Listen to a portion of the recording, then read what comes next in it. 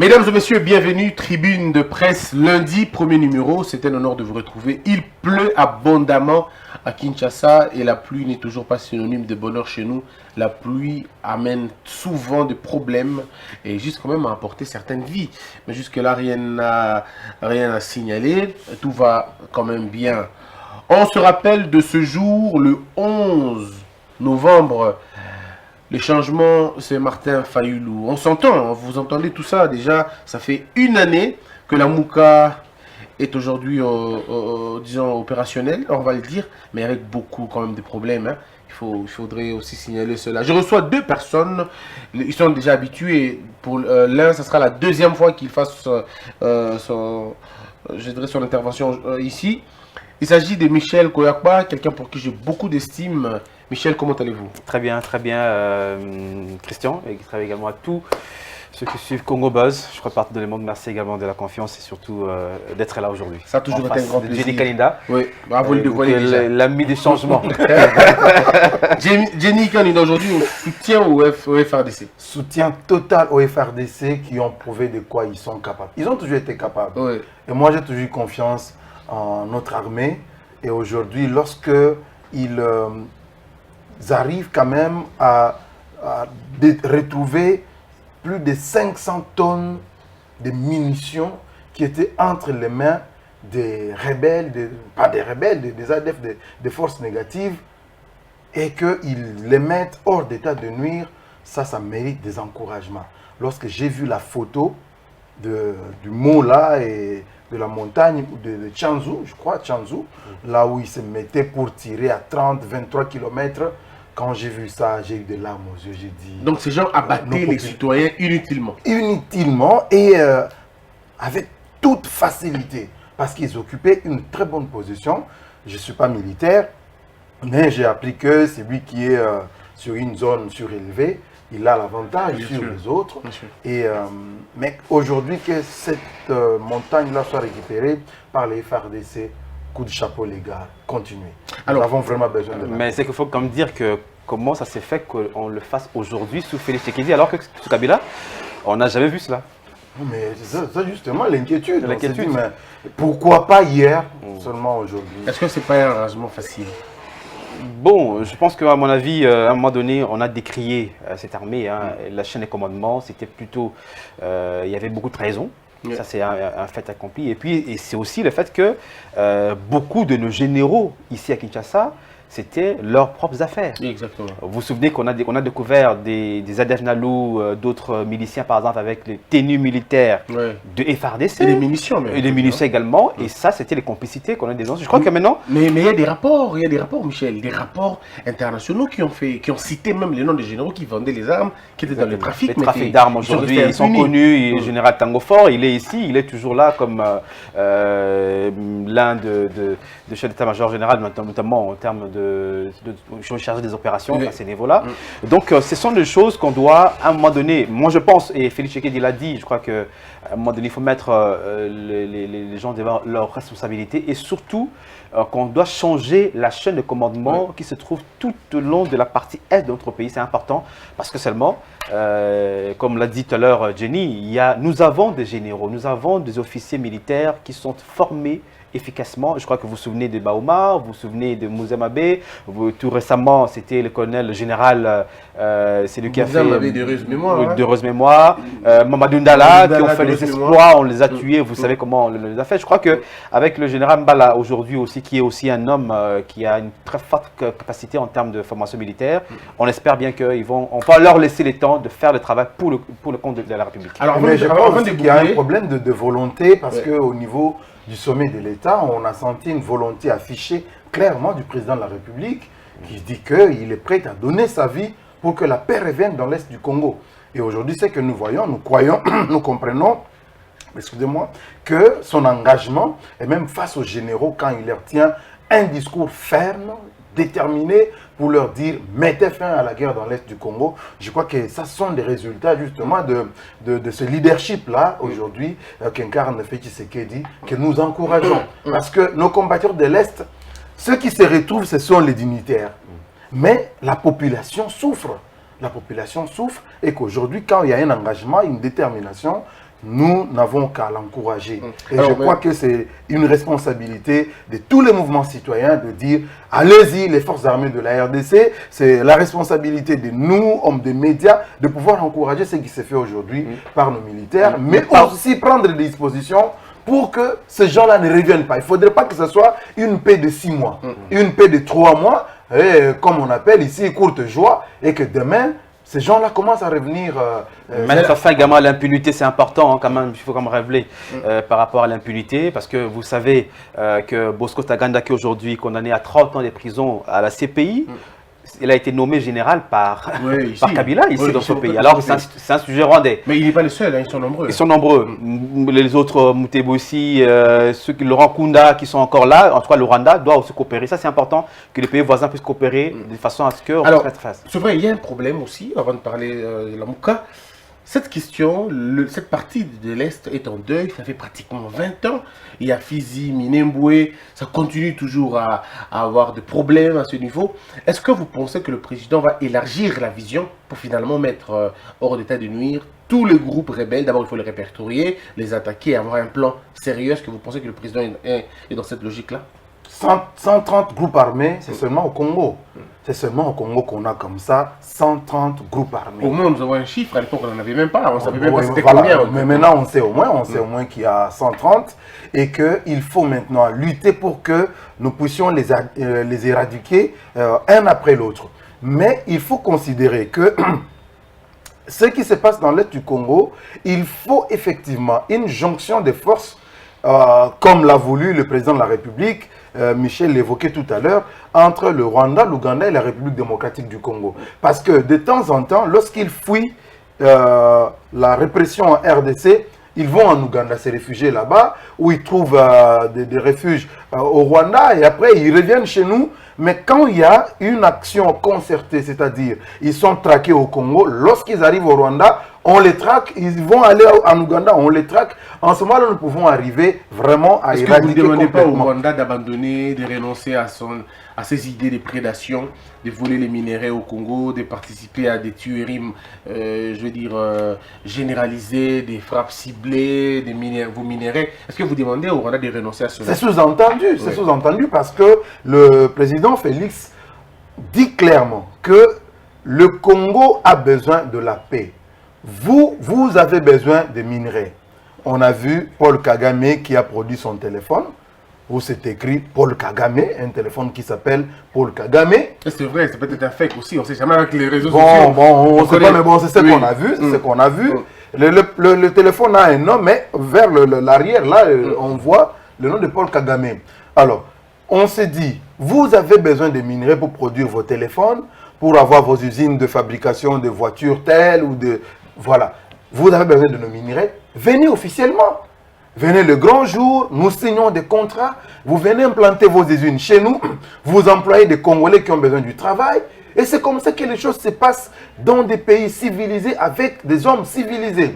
Donc je crois qu'avec ce qui se passe aujourd'hui en France, la conférence sur la paix dans le monde, ils auront à évoquer ce genre de questions. Il faut traiter avec le gouvernement. Il faut traiter avec des personnes responsables au niveau du pays, au lieu de passer par des groupes armés qui ne feront que tuer. Vous savez que le blanc n'aime pas porter le chapeau de tuerie.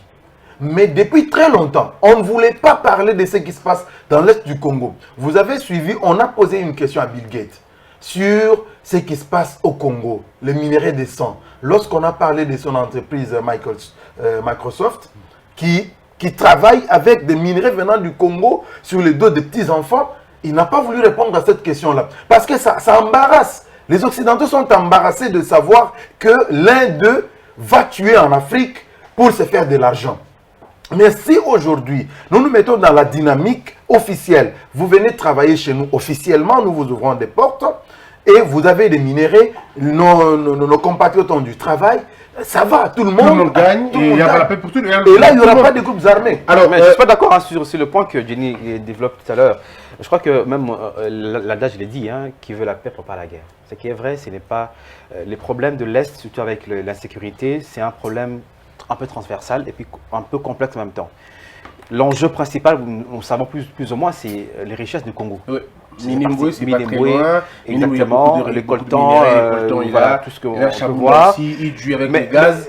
Et c'est ça aussi, il faut quand même dire par rapport au chef de l'État, il ne faut pas qu'on règle l'affaire de façon simpliste comme on le voit. Il y a aussi les multinationales qui sont là. Il y a la Grande-Bretagne, qui est les États-Unis et tout ce qu'on voit, la Belgique, qui travaillent justement à travers le Rwanda, l'Ouganda et le Burundi, les sous-traitants. Et ça, c'est aussi important de pouvoir élever. Et aussi, un autre problème, c'est que il faut réformer l'armée congolaise. Et je dis tout à l'heure, la chaîne de commandement, et la plupart des cas, et ça a été démontré dans le rapport, que ceux qui sont responsables des opérations dans cette partie de l'Est du pays ne sont pas véritablement des Congolais. Et c'est connu de tout le monde. Et là, c'est important de pouvoir changer ce commandement, reformer l'armée, qu'on mette vraiment des Congolais. Et ce qui est important aussi de relever qu'à l'époque où on veut le brassage de l'armée, et c'est ça la conséquence, mais et que ceux qui sont comme des responsables des opérations de l'Est ne doivent pas forcément être de l'Est du pays. Justement pour question de la tranquillité de tout le monde. Hein. C'est important également. Ouais. Et ça, c'est de voir la réforme de l'armée.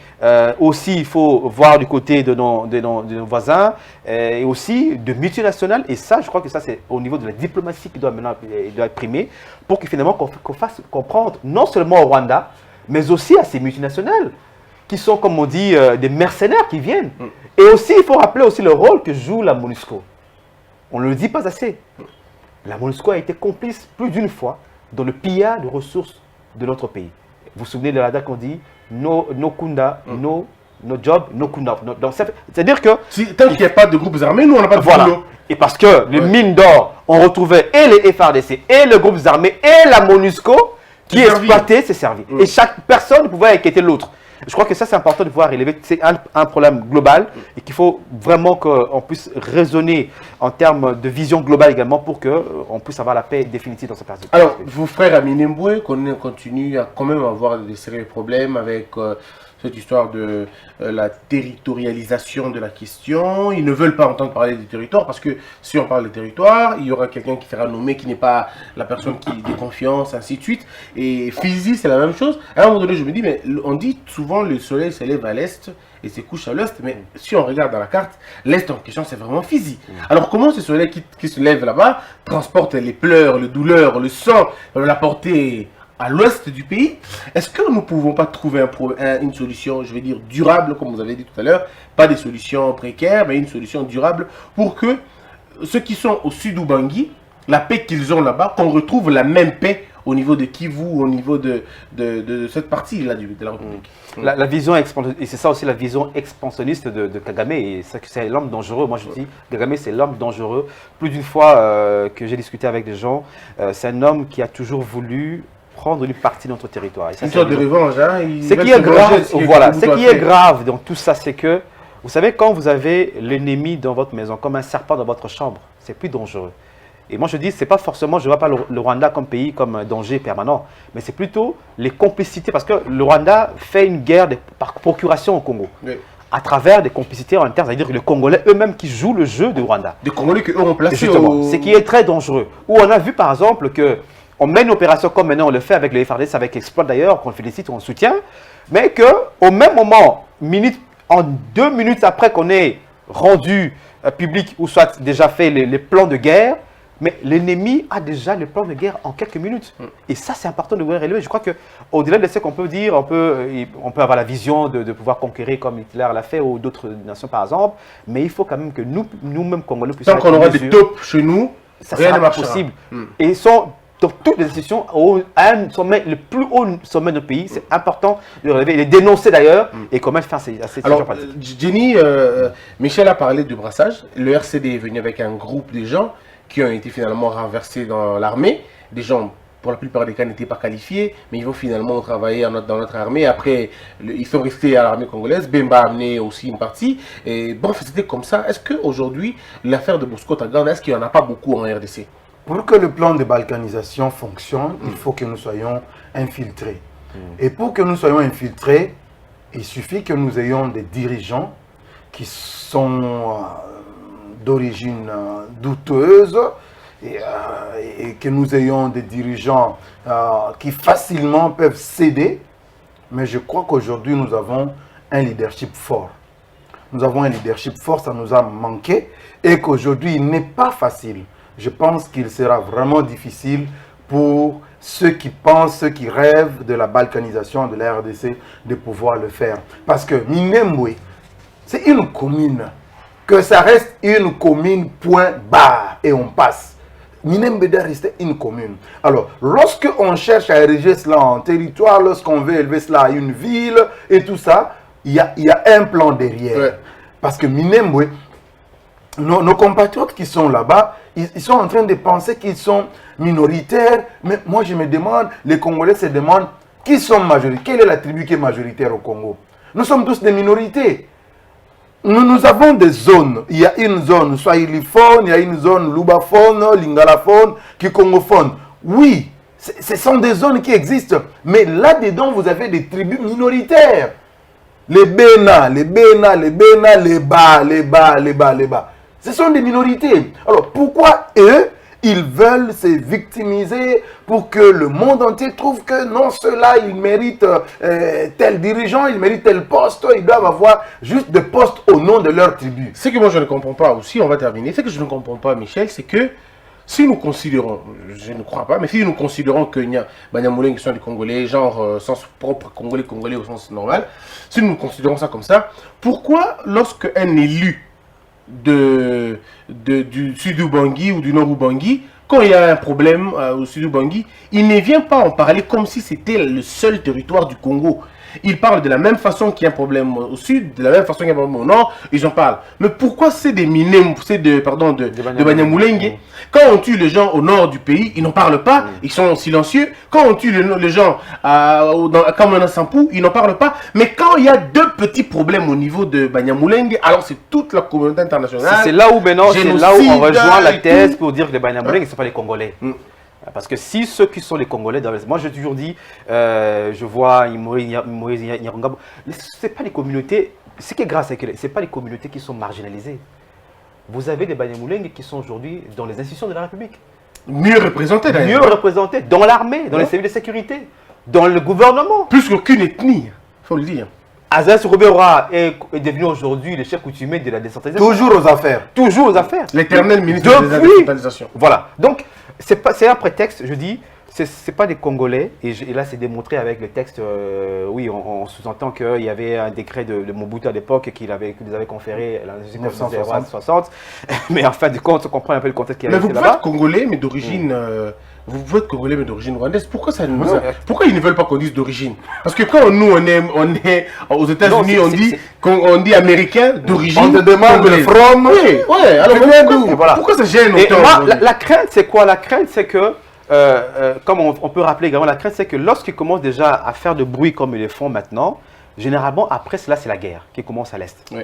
Vous vous souvenez, c'est l'histoire qui est répétée. Et même si Moussa Mabé est mort, la cause principale de la mort de Moussa Mabé, on peut le révéler aujourd'hui, c'était la guerre avec Moutébessu dans le Sud Kivu, de le même Minembwe à l'époque.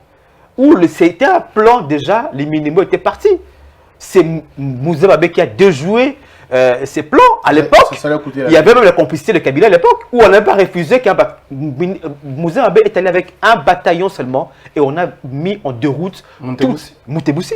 Et c'était ça le plan. Et voilà pourquoi on avait l'arrêt de mort de Moussa, c'était à partir de la guerre de Moutébessu à l'époque. Les gens ne savent pas. Donc, généralement, et là, j'appelle Félix Tshisekedi à faire beaucoup de prudence à ce niveau-là. Lorsque ces gens commencent à crier qu'on est minorisé, qu'on est tué, marginalisé, généralement, après, 2 mois après, c'est la guerre qui commence à l'Est. Et non, moi, je crois, au lieu d'interpeller le président de la République, parce que lui a déjà dit, il a dit à la population congolaise, je suis prêt à donner ma tête. Mais est-ce que nous, Congolais, nous sommes prêts à donner nos vies pour que finalement ces gens-là, leur plan soit déjoué? Parce que ce n'est pas la responsabilité de seul le président de la République. Il s'engage, il dit je suis prêt à donner ma tête à couper. Mais est-ce que tous les Congolais sont prêts? Est-ce que nos compatriotes qui sont dans l'Est du Congo, ils ont la même vision sur leur avenir, sur l'avenir de leur terre? Parce que nous n'avons pas que l'Est du Congo dans ce pays. Regardez, s'il y a aujourd'hui un problème budgétaire, c'est parce que le ministère de la Défense, qui est le ministère le plus budgétivore, lorsqu'il y a c'est toujours des urgences là-bas. On signe toujours en urgence les fonds parce qu'il faut défendre l'Est du Congo. Il n'y a pas que l'Est du Congo. Nous avons l'Ouest, nous avons le Centre, il faut que nos compatriotes comprennent qu'ils doivent s'associer. J'ai suivi avec attention ce qu'ils ont fait. Ils ont réuni des biens et tout ça pour aller encourager les FARDC. Ils leur ont donné des denrées alimentaires, manufacturées, ainsi. C'est très bien, mais l'implication ne doit pas s'arrêter là. Il faut qu'elle puisse continuer, cette population de l'Est, à coopérer avec les FARDC, avec les autorités qui ne sont pas complices, pour que finalement nous puissions mettre en déroute ceux qui sont à la base des tueries. Aujourd'hui, on nous fait dire les choses, mais peut-être si on ne le sait pas, mais c'est une division qu'ils ont inoculée dans nos bouches. Aujourd'hui, nous parlons tous l'Est du Congo, l'Est du Congo. À l'époque de Mobutu, on ne parlait pas Est du Congo. À l'époque de Mobutu, on parlait Kivu. Voilà. On appelait les entités par leur nom. Mais aujourd'hui, est-ce qu'ils n'ont pas gagné cette partie de bataille en nous faisant croire que d'abord il y a des communautés? Parce que nous, on sait qu'il y a des clans. Il y a des familles, des clans, des tribus et des ethnies. On n'a pas ces communautés parce que les Balingas ne sont pas une communauté. Ce plan a commencé depuis longtemps et heureusement pour les Congolais, c'est ça que je fais ici les Congolais, à chaque fois qu'il y a un problème, un danger par rapport à la balkanisation, il y a toujours l'unité qui est toujours là. L'unité congolaise, on a défendu. Vous vous souvenez de la guerre d'abord de l'AFDEL, le M23, on a eu le CNDP, récemment on a eu ces groupes armés qu'on voit qui occupent l'Est du pays. En fait, ça concourt dans ces plans machiavéliques de balkanisation du pays. Mais ce qui est important, que ce soit un Congolais, moi j'ai été un peu partout, au nord Kivu, au sud Kivu, un peu partout. Mais un Congolais qui est au sud Kivu, je dis les vrais Congolais, qui est du sud Kivu, le nord Kivu, même les sud de Bangui, ou même de Katanga, au Kolwezi, partout ailleurs, ce sont d'abord unis. Et ça, c'est important de le dire. Parce que sinon, on aurait déjà pu avoir un pays divisé depuis longtemps. À l'époque de Yanzan, je n'ai pas compris la rapidité avec laquelle ils avaient décrété tout de suite un État. Exactement. Ils veulent un visage. Voilà. Vous comprenez pas? Le M23 est marché même sur Goma et jusqu'à ce qu'il faut arrêter. Non, c'est quand même important de rappeler, mais c'est comme on dit, nous appelons à la conscience des Congolais. Les dangers n'est pas encore loin. En fait, les dangers sont permanents. En fait. Il est toujours là. Les voisins envient notre pays avec les prétextes qu'on peut avancer, Banyamulenge, ainsi de suite. Mais ce qui est important, l'objectif pour eux, c'est de pouvoir un jour diviser le pays. Beaucoup l'ont dit. Quand vous allez au Rwanda, on les apprend même à l'école primaire.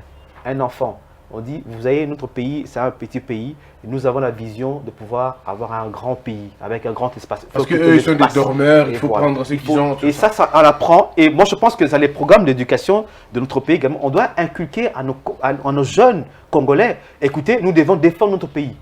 Et même, moi, j'ai toujours dit, il est important aussi de pouvoir imposer les services militaires obligatoires à tout le monde. Tout le monde en parle. Je n'ai jamais été d'accord, mais bon, j'ai comme l'impression que je commence à changer un peu d'avis. Parce que.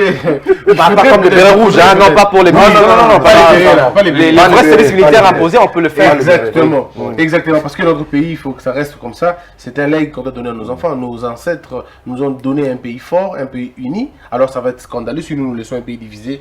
Ça sera pas important. Alors, deuxième sujet. Alors, le premier sujet, c'était Fizimine Mboué vers la paix. Une question. Lamouka, 1 an déjà. Alors, je donne la parole à Michel. Michel, 1 an déjà. Je me rappelle encore de cette phrase. Donc, comme on dit toujours, Abemous Papam. Hein? Abemous Papam. Voilà. On avait finalement un président. Un candidat commun. Oui. Bon, en fait, il faut rappeler quand même que c'était un processus qui aboutit à Genève avec la désignation d'un candidat commun. C'était le vœu. Je crois que les leaders les leaders à l'époque, il y avait 5. Félix Tshisekedi, Vital Kamerhe, Bemba, Mozeto, Martin Fayulu, Katumbi qui était également là. Bon. Et puis un blanc que j'ai vu là, c'est que je crois. Il y a un blanc sur la C'était Alain Dos, c'était pour le compte de la fondation Kofi Annan, qui avait facilité les travaux, qui ont débuté d'ailleurs en Afrique du Sud pour aboutir à Genève. Mais ce qui était important de relever de ce jour, le 11 novembre 2018 exactement, c'était une volonté exprimée en fait, la concrétisation des volontés du peuple qui voulait avoir un candidat commun. Vous vous souvenez qu'en 2006 et en 2011, l'opposition des vrais gagne les élections. Au regard des résultats électoraux de 2011. Qu'est-ce qui a fait que l'opposition ne puisse pas avoir la tendance à l'époque? Parce qu'il y avait plusieurs candidats de l'opposition. En 2006, 30 candidats en premier tour, deuxième tour on reste à Bemba, il n'y avait pas l'unanimité au sein de l'opposition, chacun n'a pas voulu, Étienne Tshisekedi n'a pas voulu donner en tout cas la voix à Bemba ou s'exprimer fondamentalement à ces niveaux-là. Et ce qui a fait que Bemba n'a pas eu le voix qu'il devait avoir. Mais Kabila n'avait que 46%, je crois 46%. Donc, il s'est fait que 54% des Congolais n'étaient pas d'accord avec Kabila, ou le régime Kabila à l'époque. Mais l'opposition n'a pas su canaliser les 54%. Bemba n'a eu, je crois, une trentaine de voix par exemple. En 2011, autant, on arrive avec 11 candidats. Face aux candidats de la majorité ou du FCC, ou disons majorité à l'époque, qui était Kabila, indépendant certes, mais qui, face à Etienne Tshisekedi, avec 11 candidats autres, qui étaient camérés. Donc, finalement, en 2018, ils se sont dit, mais écoute, on devait avoir un candidat commun. Parce que c'est prouvé que si on a un candidat de l'opposition présente un seul candidat, on a plus de chances de gagner le candidat de la majorité qui était là. Ce qui fut fait.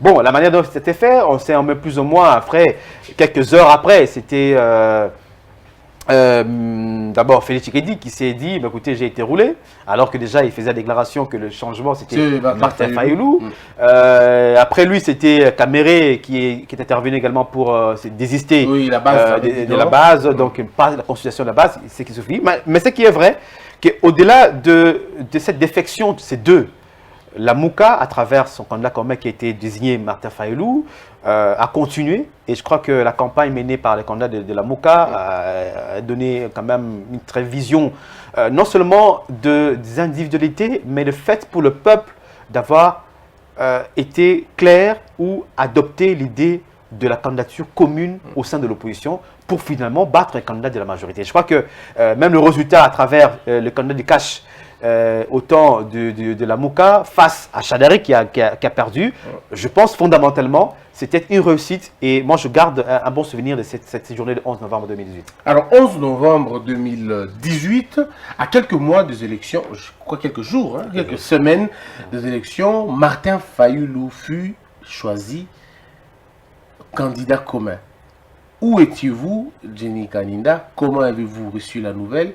C'était comment chez vous? Parce que c'était un tonnerre pour beaucoup, du bien comme dans le faux. C'était quoi votre point de vue? J'étais triste. J'étais triste parce que bien avant cette désignation de Martin Fayulu, il y avait déjà des discours qui se tenaient de la part des leaders. On savait déjà que Bemba était éliminé. Nous savions déjà que Moïse était éliminé. Et du coup, pour des personnalités... Même Moïse était éliminé. Et pour certaines personnalités de l'opposition, ils savaient déjà du rassemblement à l'époque. On savait déjà que le candidat favori, le candidat commun, serait Félix Tshisekedi. C'était déjà... Même au sein de l'opinion, c'est ce qu'on attendait. Alors c'était un coup de tonnerre. Un coup de tonnerre. On apprend que c'est finalement Fayulu qui a été désigné le président de l'ECD.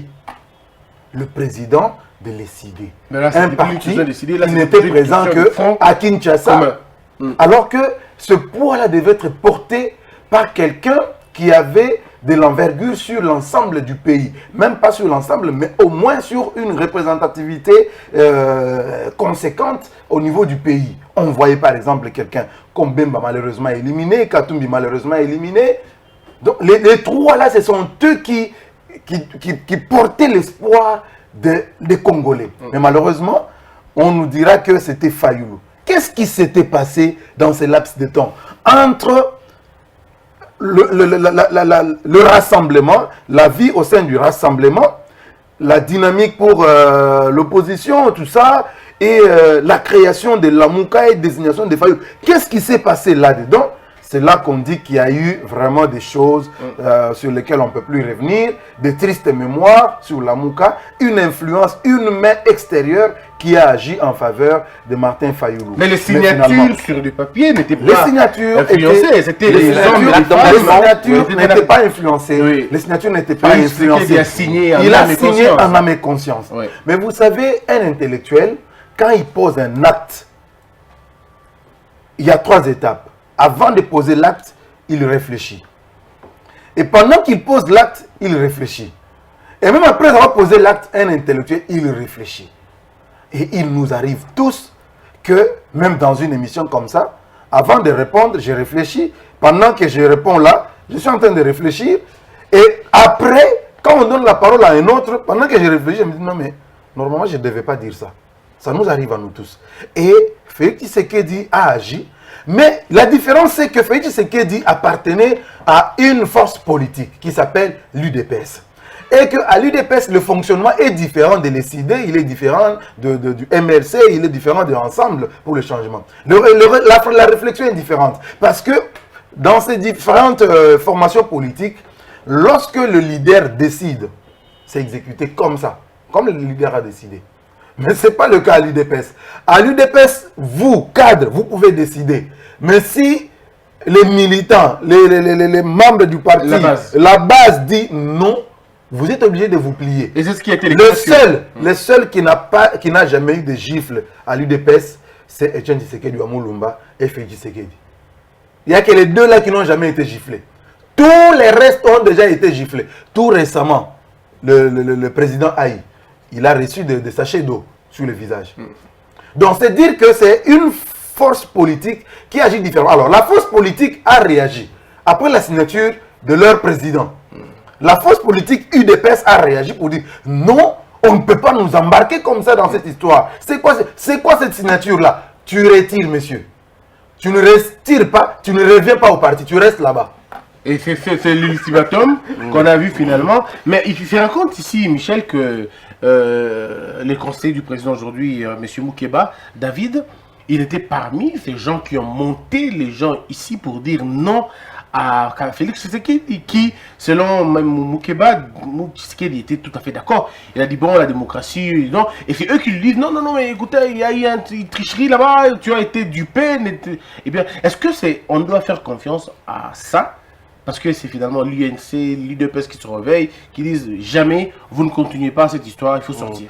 Exactement, c'est avec beaucoup de douleur également cette expérience politique de ces moments-là qu'on a connus. Mais on doit rappeler également que ce qui a été important, et je crois que Félix Tshisekedi ici, je crois que ça doit être le 15 septembre 2018, je crois que c'était à la place triomphale, où les grands meetings, où les leaders se sont adressés à la population. Bemba et Katumbi n'étaient pas là, ils sont intervenus à travers, je crois, les vidéoconférences. Mais je rappelle encore des mots de Félix Tshisekedi. D'ailleurs, il a rappelé à la population, notamment aux combattants du DPS qui étaient là, il dit, peu importe le nom de la personne qui va suivre. Ça peut être moi, ça peut être Bemba, ça peut être Matungulu, ça peut être Mozitu. Ce qui est important pour nous, que nous devons tous mettre la main, ou soit soutenir le candidat qui va sortir. Et nous avons, et ça c'est donner la parole d'honneur, que nous allons vous donner un candidat commun. Et je me souviens encore que Vité Kama a été hué. On dit, parce que lui, généralement, on le connaissait comme le traître. Et il a dit que cette fois-ci, on ne va plus vous trahir. Vous en avez assez, le peuple, et cette fois-ci, on va vous trahir. Et nous allons aller, je crois, en Afrique du Sud et après à Genève et le faire. Moi, ce que moi je rappelle. Et la signature disait que si jamais exactement, l'opprobre. Et d'ailleurs, le mot opprobre a été utilisé depuis, avant d'ailleurs Genève, par Félix Tshisekedi ici, à la triomphale. Voilà, Melimbondo, voilà, on va le dire. Mais le modèle Genève, c'est un modèle sacrificiel. C'est qu'au-delà de tout, Félix Tshisekedi a été favori. Là, tout le monde le sait. Mais Félix Tshisekedi dit, je suis favori. Je fais partie d'un parti politique dont je dirige un grand parti politique de l'UDPS. Tout le monde le connaît, qui a une très bonne assise sur le plan national. Vous avez un homme comme Bemba qui dit « Je suis Igwe, je mets de côté mon Igwe ». Vous avez Moïse Katumbi, comme il dit, le chairman, je mets mon chairman de côté. Vous avez Mouzito qui était là, bon, voilà, bon, je ne sais pas comment. Voilà, je le mets de côté. Martin Fayoulou, l'homme de ce peuple, je mets mon des peuple de côté. Voilà, c'était un peu ça l'idée. Nous mettons d'abord l'intérêt du peuple. Que veut le peuple congolais que nous puissions choisir un candidat commun?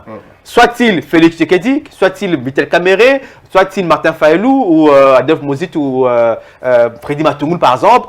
Mais l'important que nous puissions avoir un candidat, comme je dis, c'était un modèle sacrificiel.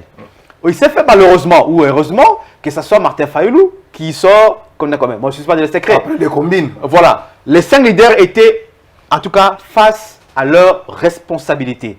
Aucun de leurs, même Moukeba qui le dit, n'était pas dans la salle. Non, il n'était pas. Personne n'était avec eux. Il n'était que 5. Et d'ailleurs, il n'avait même pas le téléphone avec eux. ils ont tous fermé leur téléphone, ils ont passé tout le temps qu'ils ont fait. Bon, ça arrive, c'est arrivé. Mais moi, je dis, c'était une belle occasion.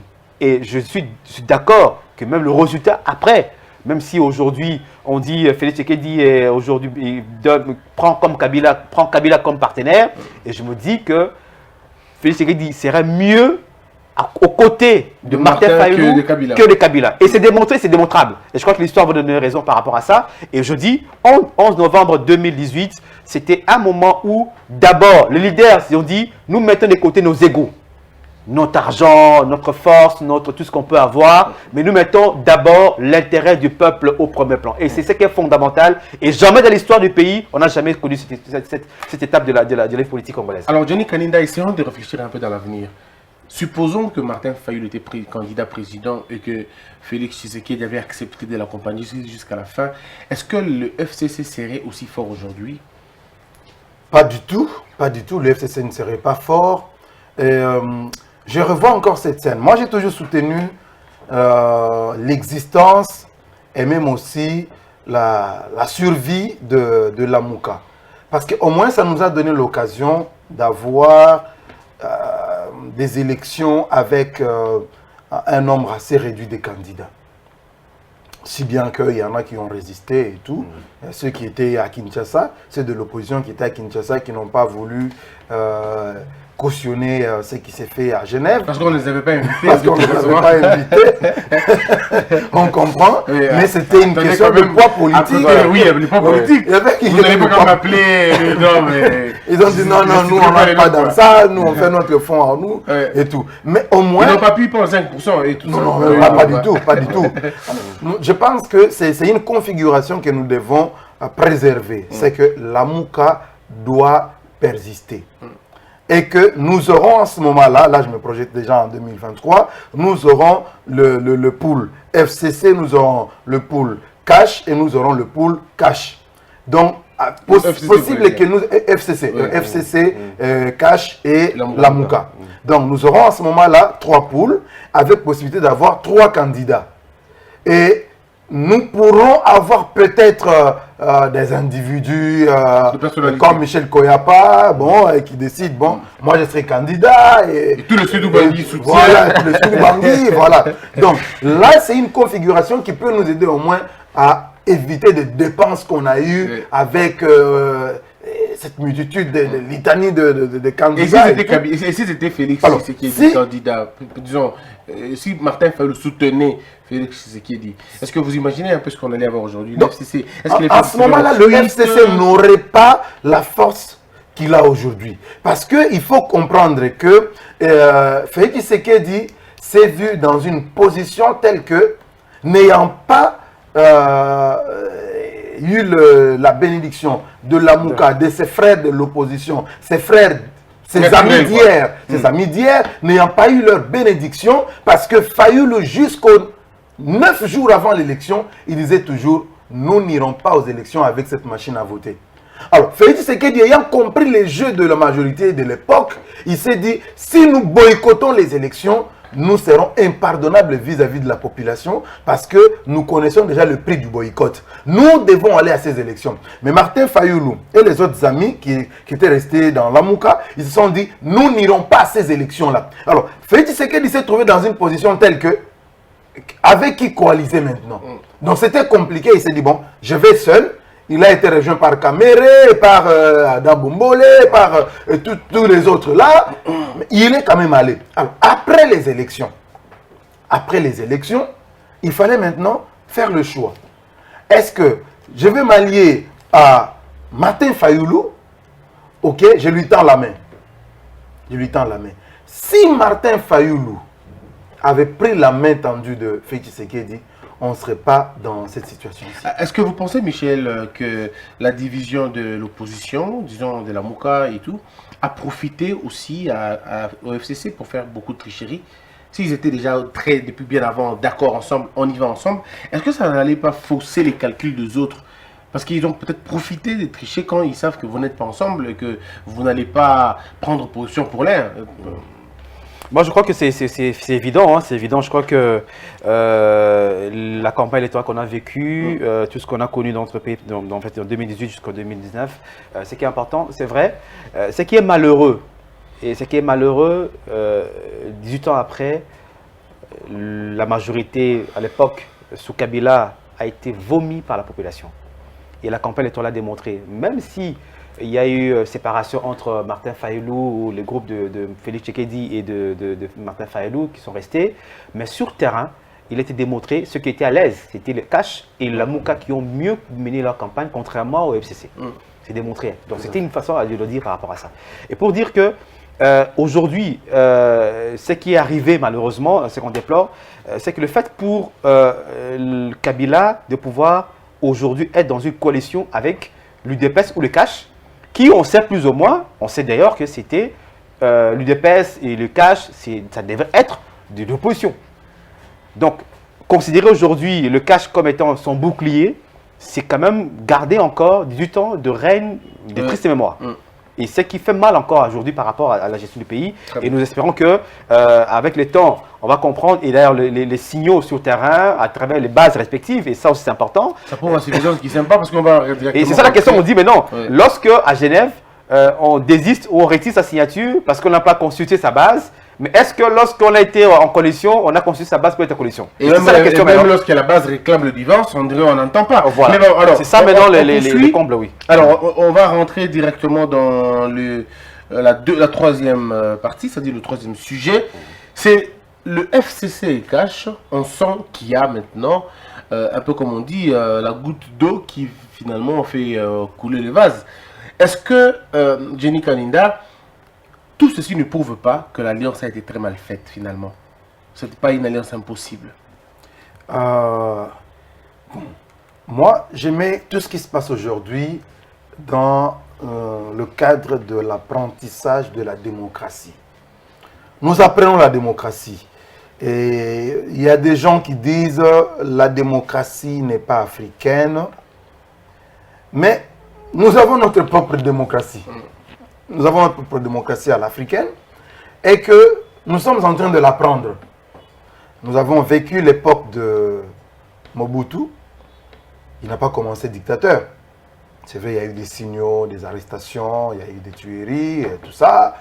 Mais, bon, un parti-État, il y avait... voilà. Mais nous avons eu un semblant d'évolution avec l'avènement de l'AFDL. On nous a dit, bon, c'est la démocratie. Il y a tous les partis politiques là, mais bon, finalement, qui ne fonctionnaient pas. Parce que c'est l'AFDL qui faisait la loi.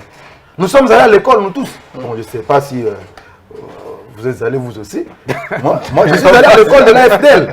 L'école de l'AFDL. L'école de l'AFDL. Non, je ne suis pas allé là. J'ai un brevet de l'AFDL. Vous êtes allé là? Non. On nous a envoyés dans... Bon. Là, c'est l'histoire des bottes, c'est pas mal. J'étais journaliste à l'époque. On nous a amenés dans l'école qu'on appelait...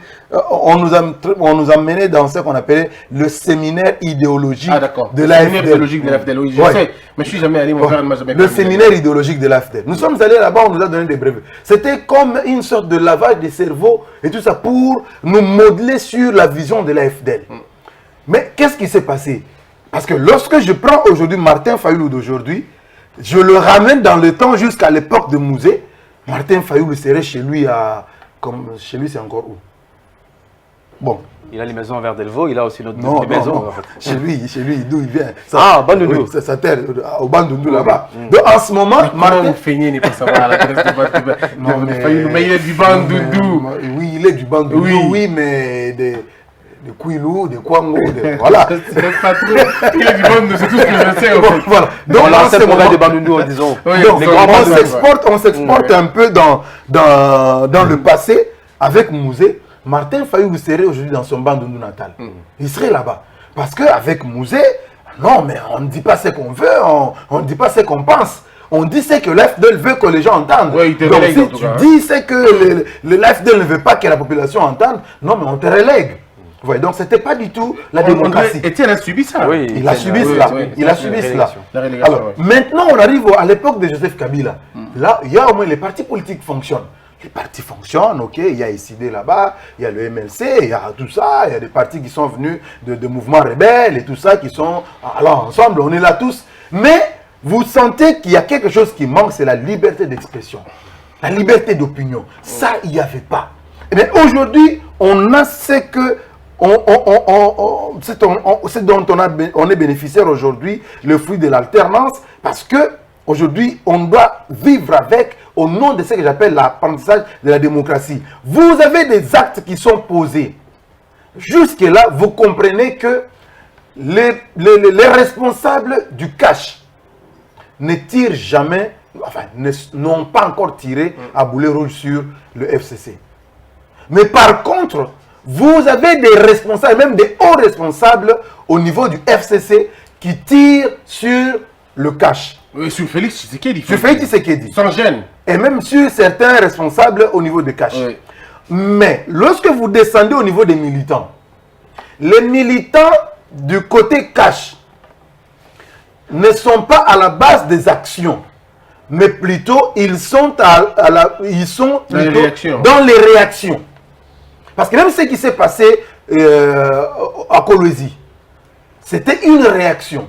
Parce que ceux du cash ont organisé une marche pour soutenir la gratuité de l'enseignement. Il faut que les gens le sachent. Ils ont organisé une marche pour soutenir la gratuité de l'enseignement. Et en représailles ou en réponse, ceux du FCC, les militants du FCC, ont organisé une marche pour demander aux autorités de ne pas écouter les militants de cash qui soutenaient la gratuité. Parce qu'à Kolwezi, il y a encore des soucis dans l'application de la gratuité. Alors, ceux de cash demandaient aux autorités de Kolwezi de pouvoir appliquer la gratuité de l'enseignement. Ceux du FCC viennent marcher pour dire n'écoutez pas ceux de cash. Alors, ils étaient accompagnés, bien accompagnés par la police et tout ça. Et lorsque ceux de cash ont vu que finalement, l'autorité a un penchant vers ceux du FCC, c'est comme ça qu'ils sont ressortis dans la rue pour dire vous ne pouvez pas laisser faire ça. Alors, c'est une question ici, le peuple recadre l'autorité. Michel, comment vous avez perçu cette question? Brûlure par-ci, destruction par-là. Comment vous avez-vous... Le problème, c'est sûr à deux niveaux. Le premier niveau, c'est qu'il y a eu un deal entre deux personnes, Kabila et Félix Tshisekedi. Et je crois que si vous vous souvenez, dans les deux camps, il y avait un peu de surprise d'ailleurs. Pour beaucoup, obsessés, on savait plus ou moins Chadari qui devait être là. Un deal qui a été négocié entre deux personnes, sans pour autant que leurs bases respectives ne soient consultées au préalable. Comme on dit, lorsque les prémices sont mauvaises, les conclusions sont également mauvaises qu'à fausse en même temps. Donc, nous sommes en train de vivre cette situation aujourd'hui. Et c'est démontré à travers les actes que posent les différentes bases respectives de ces différents leaders, par exemple, comme on le sait. Et ça, c'est un problème. C'est un vrai problème. Et le risque maintenant, c'est qu'on va tomber dans une situation où il y a des tensions sociales permanentes et tensions permanentes qui doivent aussi peut-être déboucher à une guerre ethnique. Pour le cas, par exemple, de Lolaba, pour le cas, par exemple, de Kolwezi, par exemple, qu'on voit, où on peut voir demain les Balouba et les Katangais qui sont là-bas. J'ai entendu quelqu'un dire que les Kassaïens sont venus détruire tout ici. J'ai vu une vidéo où un membre du PPRD qui qualifie ses membres du DPS comme des cafards.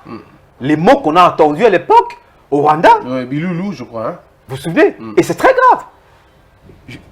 Ça mérite que le 2, Tshisekedi et Kabila puissent d'abord informer à leur base. En réalité, le problème c'est que les deux ne savent pas, les bases respectives ne savent pas quel est le sens ou soit quel est véritablement le contour de deal que vous avez suivi. Je suis certain, si Félix Tshisekedi avait construit la base du DPS pour dire écoutez, je serai président de la République et que Kabila garderait la main sur le Parlement, donc la chambre basse et la chambre haute, et qu'il aura au moins 90% de gouverneurs, il aura avec lui 60% des membres du gouvernement, personne à l'UDPS, à travers les combattants, n'aurait accepté ces deals.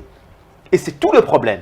Est-ce que Félix Tshisekedi, Jean-Marc Kabunda Kabound, Augustin Kabouya, Peter Kazadi ont-ils consulté leur base pour leur dire voilà les deals que nous allons signer avec Kabila? Non. et ça le rattrape maintenant à ces niveaux-là. Et le peuple, les bases ne se sont pas concernées par rapport à ça, et ça pose un problème. Alors, on va terminer ces dossiers. Et prenons un autre dossier, peut-être qu'il faut aller plus vite. Il ne nous reste plus que 11 minutes, alors on va essayer de prendre... Fachi est en France aujourd'hui. Alors, si vous lisez les journaux en ligne et les vidéos, les photos, on compare l'arrivée en Belgique et celle de la France. On a comme l'impression que la Belgique était beaucoup plus accueillante que la France. Que dites-vous, Jenny Kaninda? Bon, je reviens à cette question, mais je vais rencontrer quand même Michel sur 2 points. C'est que il ne faut pas aujourd'hui qu'on revienne sur l'affaire Deal. Parce que Félix Tshisekedi l'a dit à plusieurs reprises et il n'a jamais été contredit par le FCC. Félix Tshisekedi dit il n'existe pas de deal particulier entre Joseph Kabila et Félix Tshisekedi. Il l'a dit plusieurs fois. Ce deal-là n'existe pas. Seulement, il avait dit, nous avons fait un accord verbal de gouvernance commune. C'est ça le deal. Le deal de gouvernance. Voilà. Lui, il appelait ça comme ça. Maintenant, quels sont les termes de cet accord? lorsqu'ils se sont mis, il a promis, il a dit, nous allons nous asseoir. Et ça s'est passé. Le camp Cash et le camp FCC s'est réunis plusieurs jours. Il y a eu un accord qui a été sorti. Et le jour de la signature, on a convié la presse. On a convié la presse. Donc, évoquer un deal secret qui existerait entre Joseph Kabila et Félix Tshisekedi, ça n'existe pas. Parce que jusqu'aujourd'hui, on ne l'a jamais vu. Déjà que nous, en tant que journalistes, nous ne sommes jamais tombés dessus. Et déjà que le FCC, qui brandit tout sur la place publique, n'a jamais brandi un accord comme ça. Mais on subit mais les conséquences. Connaissant. Non, il y a un accord aujourd'hui. Les effets de ces... Il y a un accord officiel. Voilà. Il y a un accord officiel qui existe entre le FCC et le Cash. Ça a été rendu public. Très bien. Ça existe. C'est l'accord de gouvernance comme ils ont dit. Voilà, accord de gouvernance. Avancer. Mais aussi le fait de vouloir dire que Félix Tshisekedi n'a pas consulté la base et tout. Non. Ce n'est pas ça le fonctionnement au niveau de l'UDPS, qu'il faut toujours aller interroger la base. Non. Le leader pose les actes. Mais seulement si il se fait que ces actes-là ne sont pas cautionnés par la base, en ce moment-là, la base réagit de manière directe et sensationnelle. Bon, pas sensationnelle, mais directe, c'est ça le mot. Et en ce moment-là, l'autorité voit ce qu'il faut faire. Donc, je crois que c'est ça le fonctionnement au niveau des débuts des PS. Alors, l'arrivée... On voit les militants qui demandent le divorce entre Félix. Ça se voit, les vidéos existent. Plusieurs fois, les combattants ont demandé ce divorce-là. Les militants, ils peuvent demander, mais il n'y a pas que. Il y a aussi des militants qui soutiennent. Parce que nous sommes dans un contexte où nous ne pouvons pas sortir de cette coalition-là, aujourd'hui, et que le pays reste tel qu'il est. Donc, sortir de cette coalition-là sous-entend aujourd'hui qu'il y a cassure de mariage, et qui dit cassure de mariage, voit déjà un tollé. Parce qu'il y aura un blocage total. On ne va plus continuer tel qu'on est en train d'avancer. Alors, maintenant, l'arrivée en France, oui, on peut considérer que l'accueil en France n'a pas été assez chaleureux comme en Belgique. C'est tout à fait normal. Parce que vous savez que la Belgique, c'est comme une seconde nation de Félix Tshisekedi. C'est là qu'ils ont été amenés lorsqu'il y a eu des représailles contre l'UDPS. Il a vécu là-bas, il a étudié là-bas, ses enfants étudient là-bas et tout ça. Donc, ça ne pouvait pas être le même accueil. Et il faut souligner aussi le fait que c'est le protocole d'État qui fixe, en connivence bien sûr, le protocole d'État de la France et le protocole d'État de la RDC. Ils se mettent ensemble, ils décident de l'agenda. Mais il faut noter tout de même que le président, en dehors de l'agenda officiel, des activités officielles, nous savons qu'il va rencontrer aussi la communauté. C'est à ce moment-là qu'on pourra... Mais il est toutefois à noter qu'il ne sera pas... il sera humilié, vous pensez? Non, pas humilié. Bon, ça c'est évident. C'est tous les chefs d'État, enfin, pas tous les chefs d'État, mais beaucoup de chefs d'État vivent ça. Même Trump vit ça quand il est allé en Angleterre. il a vécu. Lui, il ne faut pas beaucoup parler de lui. Hein. Il est en train de subir une On a vu destitution. Paul Kagame, on a vu Museveni, on a vu. Donc, les différents chefs d'État subissent ça au travers les opposants, parce qu'il y a toujours l'opposition partout. Il nous reste 6 minutes, on va terminer. Michel, l'accueil de la France par rapport à Félix Tshisekedi, est-ce que vous pensez que ça rencontre l'accueil de Belgique ou c'est un peu timide? Mais ce qui est étonnant pour moi, c'est que Félix Tshisekedi est président de la RDC. Je ne vois pas qu'est-ce qu'il faut faire comme tapage. Et ce qui est malheureux, tapage qu'on doit faire à l'étranger. Est-ce qu'on en a besoin? Est-ce que c'est... Moi, j'ai plutôt l'impression qu'on met plus le dérisoire à l'essentiel. Par rapport à l'essentiel. La qualité de l'accueil, le plein, est-ce qu'on a besoin de plein en Belgique? C'est pas son pays. Est-ce qu'il a besoin de plein en France ou aux États-Unis? Il n'a pas besoin, je pense que c'est... Mais il y a quand même une forte communauté, c'est aussi la température de votre légitimité. Mais je comprends plus ou moins qu'il y a aussi une influence aussi de la diaspora congolaise principalement, et je crois que ceux qui sont les radicaux menés par Bokechu, les commandants ESSO et les autres qui font leur travail aussi. Voilà, ils sont en train de travail, ils sont d'ailleurs là, j'ai vu tout à l'heure la vidéo, ils sont déjà en train de manifester en France, à Paris, contre l'arrivée de Félix Tshisekedi. Mais c'est pas ce qui est important par rapport à ça. Et je pense que ça aussi, le président ne doit pas tomber dans ce piège-là. Ce qui est important, qu'il va dans un voyage à l'étranger, je pense bien, c'est pour que finalement on puisse avoir soit renforcement des coopérations bilatérales entre les États, on veut voir sur la paix, c'est important, et nous ramener nous le butin, c'est pas important de faire le plein en Belgique, parce que ce qui est vrai, il n'y aura pas 10 000, 20 000 Congolais ou 30 000 Congolais qui vont faire la rue. Ce sont les gens qui travaillent d'ailleurs. Ce ne sont pas les chômeurs comme nous ici au Congo où les gens peuvent 100 000 personnes, 200 000 personnes venir accueillir ou faire le plein par exemple. Je crois qu'il faut à un moment donné qu'on arrive à mettre l'essentiel par rapport au dérisoire, faire le plein en Belgique, faire le plein à Paris, en France. Ça n'apporte rien par rapport aux problèmes fondamentaux que lui, il est en tout cas en termes de responsabilité tenu à pouvoir donner comme résultat aux Congolais qui attendent, les fonctionnaires, la gratuité d'enseignement, c'est qui est important. Je pense que si demain il rentre et que la paix revienne au Congo à travers la coopération militaire avec la France, la coopération militaire avec la Belgique, je crois que ce serait une bonne chose, contrairement au plein, qu'il le fasse ou pas, c'est pas important. Et ce qui est vrai aussi, tous les Congolais, qui soient de la diaspora, ne peuvent pas aussi admettre qu'ils soient là. C'est tout à fait normal, c'est de leur droit, c'est la démocratie qu'on doit vivre également. Il faut qu'on laisse ces gens manifester, c'est leur droit. Personne ne peut pas être, tout le monde ne peut pas être d'accord avec Félix Tshisekedi, mais autant laisser que cette voix-là s'exprime et que ces voix-là puissent être prises en compte dans leurs revendications. Je vois toujours les caciques qui sont auprès de chefs qui disent écoutez, il ne faut pas les écouter. Non, il faut les écouter. Il faut toujours les écouter. Il faut également aussi, moi j'étais assez déçu qu'ils ne puissent pas rencontrer la diaspora congolaise hostile à Félix Tshisekedi. Pourquoi pas les rencontrer? C'est le Congo comme eux. Est-ce que c'est eux qui ne voulaient pas? Est-ce que c'est eux peut-être qui ne voulaient pas? Félix Tshisekedi était ouvert à les écouter. Ça dépend. C'est eux qui ne voulaient pas. Très bien. On a vu Sarkozy être saupoudré. Hein. Ça peut arriver également. Ça peut arriver. Alors on termine cette émission. Parlons un peu de notre confrère. Il nous reste 2 minutes. On va terminer.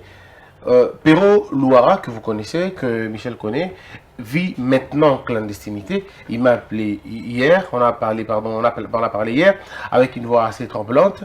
Il ne s'est pas rentré chez lui à la maison, il ne sait pas voir sa femme comme il faut, parce qu'il a finalement raté un enlèvement, un kidnapping, et c'est lui qu'on a indexé comme chef syndicaliste, on va dire, hein, de tous les amis de Digital Congo qui ont été finalement limogés et dont ils n'ont jamais perçu leur dû. Est-ce que vous pensez aujourd'hui que nous pouvons continuer de cette façon-là? Qu'est-ce que vous pouvez dire par rapport à cela? C'est aussi les droits fondamentaux. Hein. Tout à l'heure, j'avais dit que j'étais triste pour ce qui s'était passé le 11 novembre à Genève. Et maintenant, je suis encore triste pour Pero Luara. Et je pense que c'est une situation qui n'est pas particulière. C'est généralement comme ça dans tous les médias. Ouais, malheureusement. Lorsque les journalistes quittent, on ne lui donne pas son dû. On a vu ça avec Raga à l'époque. Ouais. Marie-Ange Lukian a été ministre du Travail à l'époque. Elle a tapé du poing sur la table. Elle a dit non, il faut.